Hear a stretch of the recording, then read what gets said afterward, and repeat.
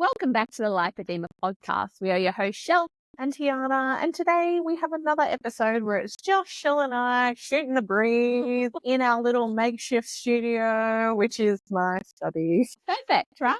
Perfect. Yeah, you may see some different backgrounds sometime. I don't know if we'll change it up a bit, but at the moment, this is it. This is what's going to happen. Yeah. If you're listening, then you don't really care anyway. So, yeah. We were just talking about before how, I definitely don't watch our episodes. I listen while I'm going for a walk or while I'm driving. Mm-hmm. And I'm the same. I only listen to them. But if you're listening and you didn't know that there was also visuals, you can actually see us if you want to. On Spotify, actually have video on Spotify and also on our YouTube channel, which is. But other than that, you can just listen along while you're going for. Hopefully, you're going for a nice walk and it's a beautiful day. Yeah, that's the best time to listen to podcasts. Yeah. That works for me. Yeah. And these episodes, the ones where Shell and I are talking, they'll probably be a little bit shorter than the episodes we have with specialists and worries, just because we have less meat to discuss. Yeah. Because it's more. There's no questioning as well. So it's more just us seeing a topic that needs to be discussed and discussing it. Discuss it. Yeah. Speaking of, if you do have questions for Shell and myself, for us to discuss in one of our episodes together, please get in contact with us. Anyway, really, you can get in contact probably on our Instagram is probably the best, on our Facebook Messenger. Just get in touch with us and let us know if you wanted us, as just two people with lipodema with very different experiences to talk about certain things. So let us know.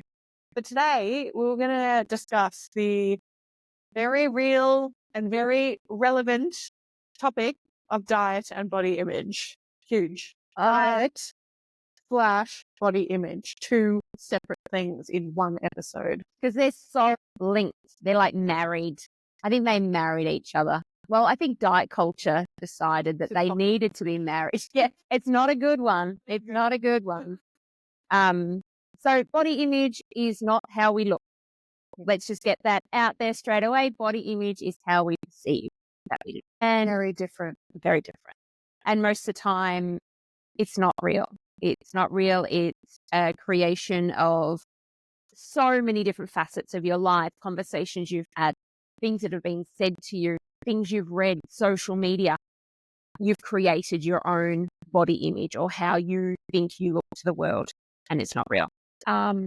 Unfortunately, diet culture plays into that because they know that you want to look a certain way and you now believe you don't. And so that's what keeps a $1 trillion business going, a $1 trillion business that has no success. No other business would keep going. Yeah, it's failed, right? The diet culture. Yeah. Yeah, it's just really the unicorns that can get on a diet and lose a bunch of weight and keep it off, really. They really are unicorns. There are in a diet culture. Yeah. When we're talking about a health and wellness culture of a self-love, motivated health and wellness, that's very different to the diet culture. So there's a big distinction. And today we're talking about diet culture and then body image.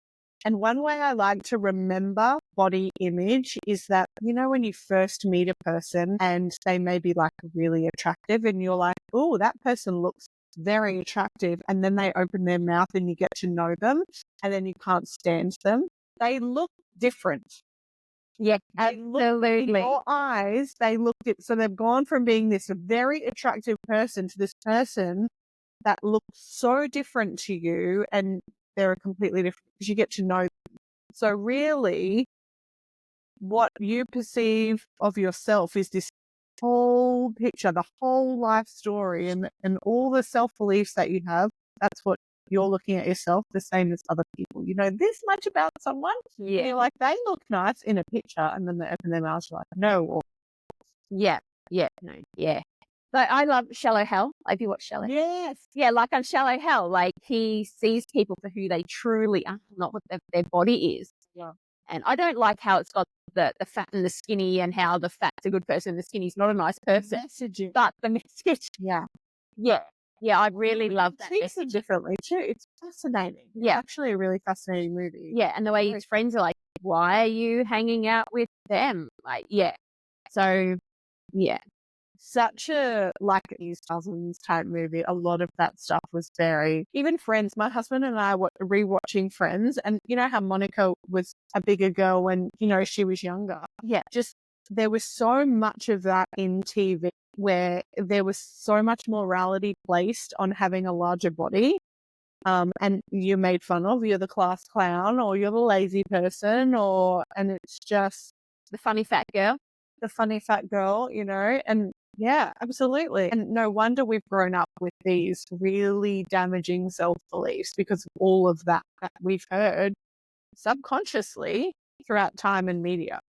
Yeah. And there's a lot of those movies, like, not only like Bridget Jones's Diary where they thought she was fat, like all those things that they said people were fat, but they weren't. But then there was all those movies like the glow up type stuff, you know, where they would take this geeky girl and turn her into this gorgeous beauty but it was the same person. It was just, yeah, Fix anything. no. And I think a lot of people who have lost a significant amount of weight, you know, find out if they haven't done the internal work that wasn't actually the solution. Even if they keep it off, like it's part of the puzzle. It's this tiny piece of us, like the size or the gravity of us compared to the earth, you know, our weight, like literally gravity. And it's just a tiny portion of who we are and part of our happiness. It's not the solution, being a certain size. No, that's exactly right. There's a lot of internal dialogue within that space because your body dysmorphia or your body image does not change if you change size. No. And I think people who have had surgery that have had that drastic change, you know, I can certainly visualize what my legs looked like post-surgery, and they were so much smaller. And now everything's sort of like evening out, you know, there's a lot of other factors to do with that as well. Like, yeah, I probably put on a bit more body fat, you know, lifestyle fat because of my pregnancy, etc. But your brain has to shift and adjust, and it takes a long time for that to happen. It's kind of a shock to the system because it doesn't compute almost. Yes. Yeah, and we've had warriors say that, like, after surgery, they go to buy clothes, but they're still buying their old size. And they're like, why doesn't that fit me anymore? Like, because your brain hasn't had time to adjust. And because your brain, well, my understanding is your body hasn't done the work. So it's not like, you know, you stop eating M's and so, you know, and you start going for walks. So you're slowly chipping away at that lifestyle fat and changing the shape of your body. It's like surgery, bang, you know, within 6 weeks, most of your swelling's gone and you've got this new body. And your brain's like, what? Who did that? What just happened? Where did the legs go? What's happening? So that's really, Yeah. Well, so I think it's probably opportunistic for us to really dig into our own experience, and let's sort of split it up and talk about diet first. okay. And I think it might be a good idea to talk about where we're at currently with our diet and what might from our past be influencing those decisions and what we might hope for like this year. Shall we? Yeah. Can we go first? Sure. All right. So I am seeing a dietitian. I'm still seeing Jono. I'm part of his weight loss group, but it's not really weight loss in the old sense. It's like retraining to let go of food fear and what to do when you have cravings that aren't real, like when you're not, because I realize that a lot of the time when I eat, I'm not actually hungry. No, I'm barely ever hungry. Yeah. Except for today. Shell and I didn't have lunch until like 2 p.m. We were genuinely hungry. But most of the time. And we bought food. I bought lunch with us that we had to cook. So we had to wait another half hour. And like we were just hanging out in the kitchen waiting for those burgers to be ready. But yes, yeah, so I'm not often hungry. So that's something more bullshit I've had to call on myself that no, I didn't need to eat that. Like, so I had, when I get home from work, I'm really hungry. It's just because I've stopped for the day. I'm like, let's eat. I'm not hungry. So that's something I really need to work on. And that's what Jono is helping me with. Then moving forward, more of that. Like I want to, and the biggest thing for me is to always pull myself back because, you know, there's all these shiny things out there. Oh, let's try that supplement. Oh, let's try eliminating that and put that in and do that. And I'm like, no, I'm learning the basics. And as Jono said, if you listen to that episode from last year, it's not sexy. Nutrition's not sexy. No, it's not. It's not sexy. It's very vanilla, you know, it's just, it's just food, it's just food, making sure you get enough protein, carbs, fats, fiber, drinking enough water. And that, just nailing that every day is really my mission for this year. Just nailing that, and not, so as much as I've been eating well, I've been eating too much because I'm like, oh, but I'm hungry. I don't generally get hungry, even though I have leptin resistance, which apparently means my body doesn't know when it's full, but I actually don't. Because some days if I get to work and I forget to have breakfast, I might not have it till I have it with my lunch. Yeah. Like, so that could be 1 o'clock before I've eaten. I'm like, I shouldn't have done that, but I hyper-focused on something. Like more when I'm in my office job than in the classroom. But in my office job, I'll just be seeing students and I'll be doing reports, and then I'll get to 1 o'clock and go, oh, that's what that feeling is. That's hunger. Okay. I know that one. Genuinely hungry. It is. And that's another thing I'm learning, that it's okay to be hungry. That, and you can delay that. Emergency. Yeah, you can delay that a little bit. And then, make sure you're eating all the good things. And so going back to my past, oh my goodness, everything since the age of 12. I think I got really sick in grade 6, and I don't know if that was my trauma event that started the whole lipodema thing, which it probably was, but I got really sick. I had headaches, I had chest pains, everything was going on with me. And before that, I was just a typical, grade 6 stuff. I was a little heavier, taller than everybody else, but not crazy. And my doctor put me on some medication, and it was an appetite stimulant. So I put on like 2 stone in like a month. Like I just went to this balloon. Like I had to find my grade 6 photos, because photo time was just after I'd had the medication, and my poor little face was massive. Like I had this massive little face.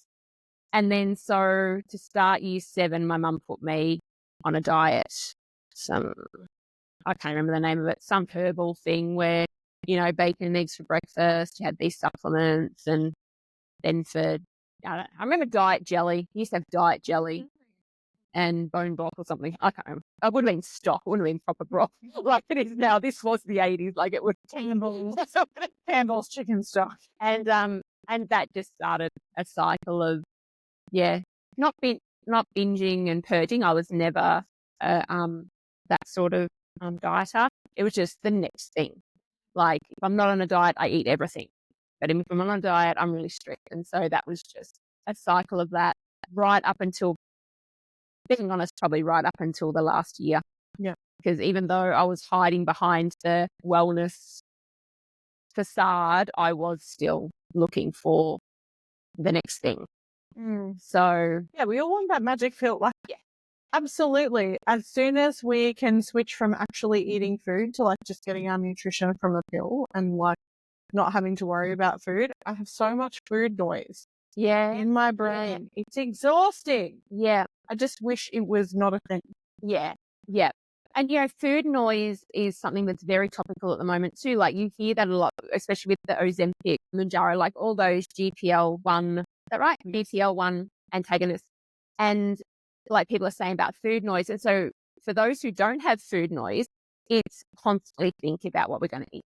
If there's chocolate in the fridge, we're thinking about it. There's chocolate in the fridge right now. Yeah, if something's there, we're constantly thinking about it. And I'll have to be honest, I have not had that since I've been working with Jono. It's really good. And so I meal plan. And when I say, because in one of the episodes, I'd said that I hate meal plans, and I do, but this is me doing the meal plan. So this is me working out what ingredients I need for breakfast, lunch, and dinner. So it's not someone going, here, I prescribed you this, eat it. It's me going, here's all the delicious food I get to eat this week. What days am I going to eat what? What do I need to buy? How am I going to tweak this? Because I've got vegetarians and celiacs in the house. So it's like, well, how can I cater to everybody? Oh, and a 6'7", 19-year-old. Like I need to have a lot of food in the house. And a lot of needs that need to be met. So that has really quashed that food noise, because I know what I'm eating. I know when I'm eating next. And that's really quashed a lot of that. So apart from trying every diet, and that was successful while I was on them. Yeah. Which isn't successful at all. The success is timer. Yeah. So the big ones for me were Duramine. I wouldn't say dopamine. Duramine. I tried that when I was 19. I don't think I slept for 6 months. Yeah, it's I think I was awake. I was awake for 6 months, which was probably good because I was working at Ford Motor Company. I got a traineeship there, so I was working afternoon shifts. So come home and I'd do some shared dance side. That was the best videotape I ever had. I love that. I love that. And so that was. But as soon as I stopped taking them, my mental health was terrible, and I just put all the weight plus more back on. And then I haven't shared this really, but I am going to share it now.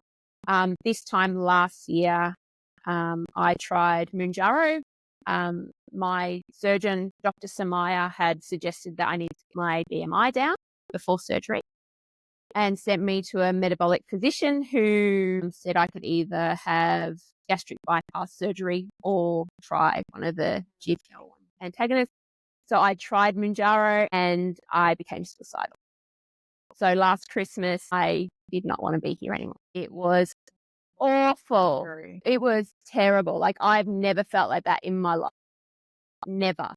And it was awful. I took it for 2 weeks, I think. I think it was only 2 weeks or 3 weeks, and I just could not wait for it to be out of my system. Like, I still had vials of it. Like, I spent hundreds and hundreds of dollars to get hold of this stuff, and then I was not going to put it in my body. And I was having less than they wanted me to have because I wanted it to go further because it was hard to get. So I divvied up the prescription. But I know a lot of people have had success on it, and that is amazing because I know I say Jono a lot, but he guides me a lot. As Jono said, you wouldn't not give someone with high blood pressure medication. So if someone has obesity, why not give them a medication that can help them? Yeah. You know, and that's just, I think I have to let go of a lot of my bias when I talk about it too. But it wasn't for me. I spoke to a warrior. We went for a walk together on Sunday, and she has been on Mounjaro for a year, but she's also on antidepressants. So I wonder if, because I went off antidepressants a few years ago, I'm actually considering going back on them now that I'm heading into perimenopause because it's such a neurological thing. That's something I might do this year. But yeah, and she hasn't had any side effects. So I wonder if my mental health was stable, even though I thought I was stable, if my mental health was stable or supported pharmaceutically, if that GPL1 might have worked. I don't know. But I'm not willing to try it again because that was scary. And that's the thing. Like, you know, if somebody really wanted to persevere with that kind of medication for their weight and they knew that it gave them this predisposition for depression or suicidal thoughts, then their GP could help them manage it. But you have to be really onto it. And when you've got depression and suicidal thoughts, the last thing you want to do is go into the doctors and say that you're not coping psychologically. That's just another thing on your plate. So good on you for getting off it and recognizing it, but also for weighing up that's not something you're willing to do at the moment. And so it's better to just let's tackle that in another way. Yeah. Because not every drug works for every person. Yeah, that's exactly right. Yeah, absolutely. And there are a lot of side effects, but not everyone gets a side effect. So, you know, and it's the same with everything. Like some people, something simple, like I can't have whey protein. You know, I have to go with a plant-based protein. And, you know, it's that simple. Like we are so different. Like, so even though something may work for the majority, you may be in the minority, which I generally fall into the minority with most things. I'm like, if someone's going to get something, yeah. I'm a bit of a delicate flower when it comes to pharmaceuticals, like in terms of side effects. Like my body's very hypersensitive to pharmaceuticals, so I have to be careful. But I have also been on the Duromine train. Did you go say dopamine? A couple of times. One of them was when I was in my dancing career, and I had a show coming up, and I simply needed to get into the show. Yeah. Like I was doing shows all week, I was rehearsing all week. We were so busy during the week that we would only eat a couple of times a day. Like it wasn't a calories in, calories out situation for me. It was that was just my body is a natural size 10 to 12. Regardless of what I do, my body is a natural size 10 to 12 and the costumes were a size 8 to 10.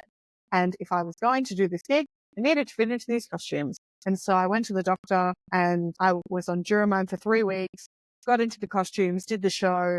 And I continued to drop weight like for a couple of months. It was really effective for me. And when I was younger and I was dancing and I had a very active social life, it worked okay. And I didn't feel like I was going off my rocker. But after I had my twins, I went on it again to lose the postpartum weight. I think I was 6 months postpartum and I wanted to lose the weight. So I went to the GP and I went on it again and I hated it because it felt like I was on speed. It's not a feeling that I enjoyed in my adult life. It's not something that I felt like I could psychologically cope with, but I was on it again for 3 weeks, continued to lose weight. It was very effective for the weight loss.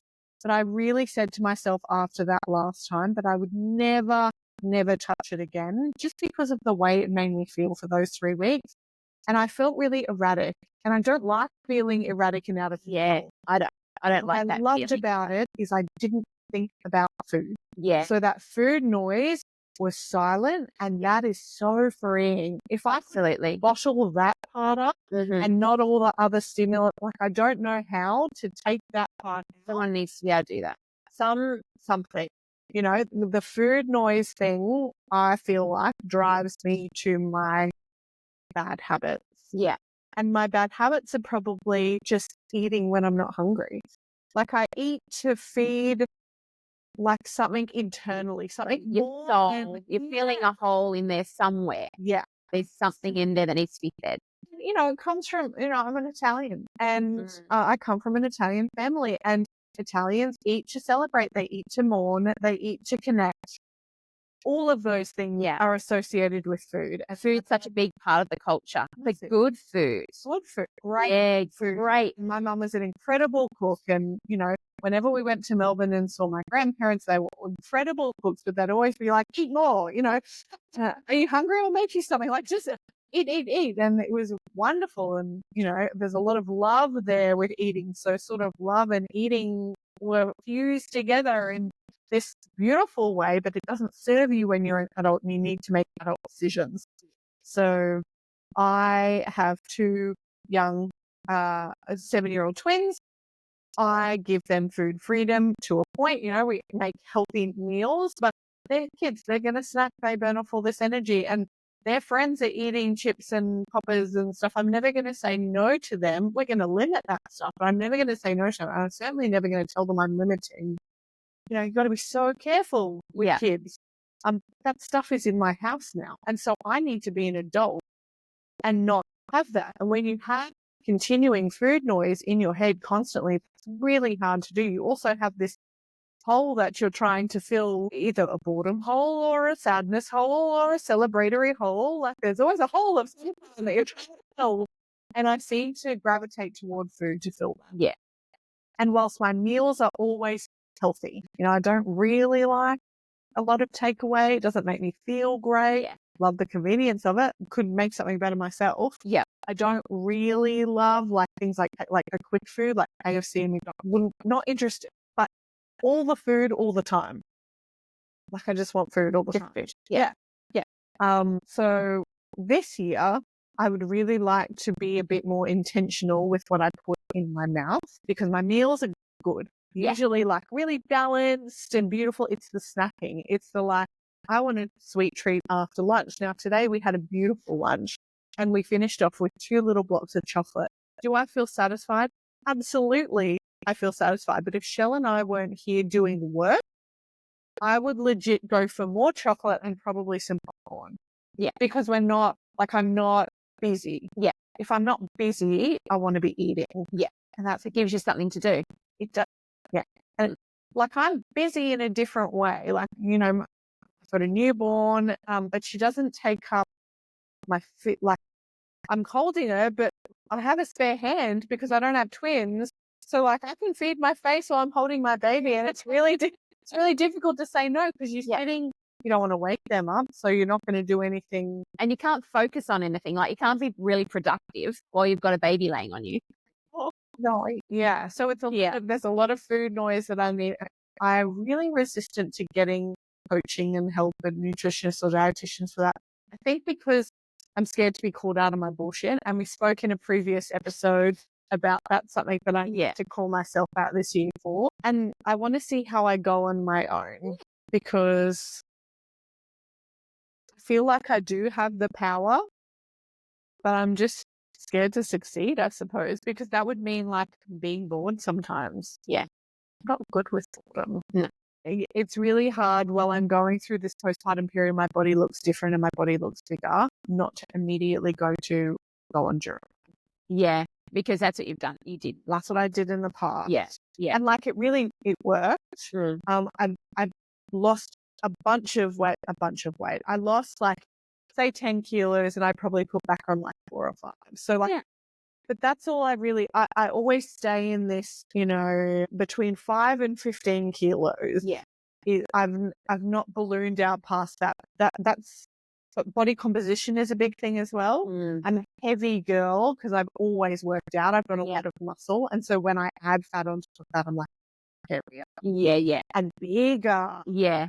So yeah, I'm going through it at the moment, just with saying to myself, no, you don't need that. And it doesn't matter what you look like. It doesn't matter what size you are. Just be healthy, be healthy, be healthy. Yeah. Because perimenopause is just around the corner. Yeah. And if I can't do it by myself now, then I'm not going to put myself in a really good place for when I do reach perimenopause and menopause and things get physically. Yeah. Got to do it now. I have to do the work. Pull out my own bullshit. Yeah. But that is the first thing to do is pull yourself back in. Like when you start doing that stuff, just noticing it and go, no, I don't need that. Pull myself back in. Yeah. It's much easier when you're busy. Yeah. And that's why I liked fasting. Yeah. I had parameters around when I could eat.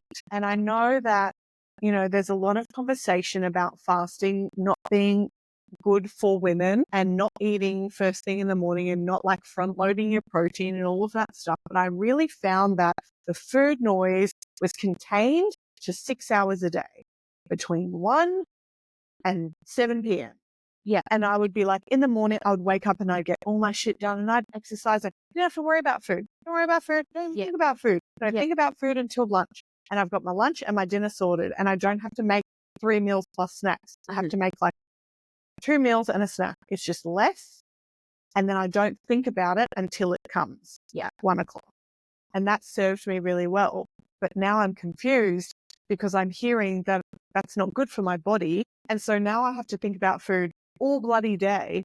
And I start eating, which kicks off my metabolism. And so then I want to eat all day. And all I think about is my next meal. When can I have my meal? It's only been half an hour. I really shouldn't eat now. I'm going to have to wait till is that time yet? No. So it's just, so I'm confused about now I can't fast anyway at the moment because I'm still breastfeeding. So I can't think that my body's going to get smaller at the moment while I'm breastfeeding because I'm eating all day and all I want to do is eat. Yeah. And you're producing milk for your baby and you're healing from making a baby and you're probably still healing from your surgeries. For sure. There's so much going on. And I have less muscle mass because I haven't been working out. Yeah. So then more body fat, less muscle mass. It's just a cacophony of errors that are occurring right now that are not conducive to getting a postpartum body back to pre-pregnancy. Yeah. And there's time for that. Absolutely. But what I have to get right is my effort. Yeah. That's what I have to get right. Yeah. And the rest of that needs to just fall into place wherever it falls. And I have to be happy with the effort that you're putting in. Yeah. That's more important. Because we know that the effort we put in doesn't always show. Effort doesn't always equal. But it'll make you feel 100%. Knowing that you're looking after your body, knowing that you're honoring her. And in control. Yeah. Nobody likes to be out of control. Yeah. I don't like to be out of control. And whilst I don't feel like I'm completely out of control right now, I feel like there's a lot that is out of my control. And so sometimes I feel that void of uncomfortable with food. Yeah. Yeah. And I really need, that's not serving me right now. It's actually creating a bigger problem. Yeah. Yeah. That's where I'm at. We're at half an hour. We haven't even touched. Have we touched on? Yeah, we started with. Yeah, we did. Okay, we did. Are we satisfied? We're happy. Cool. Yeah. Hearing from our listeners. Are we? Yes, we're really satisfied. Thank you so much. Thanks for Thank you for listening. Thanks for listening. More of us yappering on in our next little mini episode, which turns out to be exactly the same way. Bye, everyone. Bye. The Lipodema Podcast 2025 is powered by Elegance Lymphatic Care. Lipodema and its symptoms vary from individual to individual. The opinions and advice voiced in this podcast are of a personal nature and used for educational purposes. Please take away from this podcast what resonates with you, and please see your GP or preferred specialist for diagnosis and healthcare. We are Shelley and Tiana from the Lipodema Podcast. Until our next episode, bye for now.